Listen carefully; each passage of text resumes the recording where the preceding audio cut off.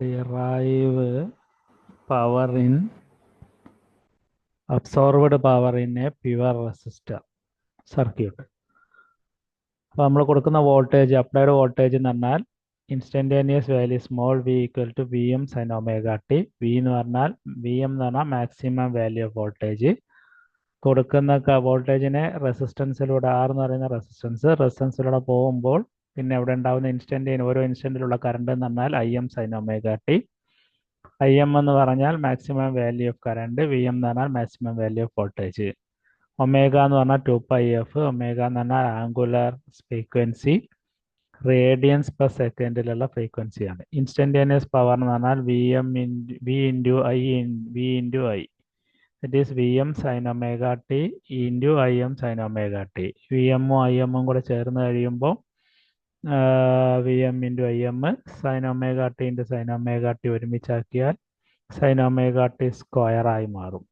Sign omega T സ്ക്വയറിന് ഒരു result ഉണ്ട്, 1 - cos 2 ഒമേഗ ടി ബൈ 2 എന്ന് പറഞ്ഞത്. അത് ഇതിൽ സബ്സ്റ്റിറ്റ്യൂട്ട് ചെയ്യുകയാണെന്നുണ്ടെങ്കിൽ വി എം ഇൻറ്റു ഐ എമ്മിനെ 2നെ നമുക്ക് ആദ്യം ഇങ്ങോട്ട് എടുക്കാം. V M divide by I എമ്മിനെ 2 ആക്കി എടുക്കാം. അപ്പോൾ ഈ രീതിയിൽ വരും. ഇനി ഇതിനെ ഗുണിക്കുമ്പോൾ ആദ്യം ഒന്നുകൊണ്ട് ഗുണിക്കും, പിന്നെ V M into I M by 2നെ cos 2 ഒമേഗ ടി കൊണ്ട് ഗുണിക്കും.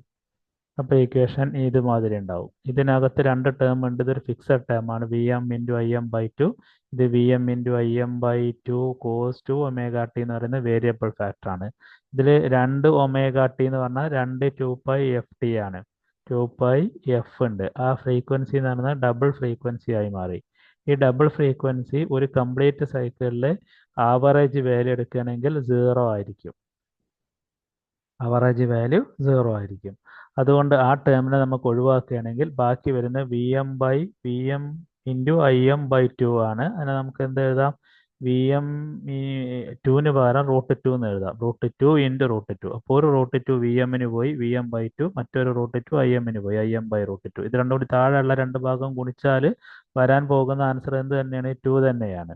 അപ്പോൾ പവർ എന്ന് പറയുന്നത് ഡിറൈവ് ചെയ്യാനാണ് പറഞ്ഞത്. P equal to V into I. വാട്ടിലാണ് യൂണിറ്റ്. ഡി സി പവറിന് തുല്യമാണ് റെസിസ്റ്ററിൽ. വി എന്ന് പറഞ്ഞാൽ R M S value, I എന്ന് പറഞ്ഞാൽ R M S value of voltage, I എന്ന് പറഞ്ഞാൽ R M S value of കറണ്ടുമാണ്. ഇതിൻ്റെ വേവ് ഫോം ഒന്ന് വരച്ച് നോക്കാം.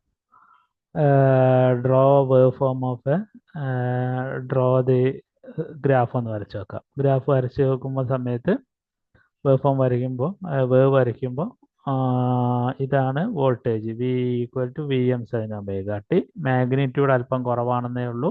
ബാക്കിയെല്ലാം രണ്ടും സൈൻ ഒമേഗ ടി തന്നെയാണ്. I M sine omega T, V M sine omega T തന്നെയാണ്. പക്ഷെ പവർ എന്ന് പറയുന്നത് വോൾട്ടേജിൻ്റെ കറണ്ടാണ്. രണ്ടും കൂടി ഗുണിക്കുമ്പോൾ ഇത് മുകളിലോട്ട് വരും. ഇതിന് നെഗറ്റീവ് ഇല്ല. നെഗറ്റീവിനെ നെഗറ്റീവ് കൊണ്ട് തന്നെ ഗുണിക്കുമ്പോൾ ഇത് വീണ്ടും പോസിറ്റീവ് ആവും എന്നുള്ളത് കൊണ്ടാണ് ഈ നെഗറ്റീവ് ഹാഫ് സൈക്കിളിലെ സമയത്തും വോൾട്ടേജും കറണ്ടും നെഗറ്റീവ് ആണെങ്കിലും പവർ പോസിറ്റീവ് ആയിട്ട് തന്നെയാണ് ഉണ്ടാവുക. ഇത് എം ആണ്. V M into I M ആണ്. ഇത് V M by I M divide by 2 ആണ്. ഇതാണ് ഹാഫ് പവർ എന്ന് പറയുന്നത്. ഇതേപോലെ വരയ്ക്കാനായിട്ട് വേവ് അല്ലെങ്കിൽ പവറും വോൾട്ടേജും കറണ്ടും ഗ്രാഫിക്കലായിട്ട് റെപ്രസെൻ്റ് ചെയ്യാൻ ചോദിക്കുന്നതാണ്. Thank you for watching this video.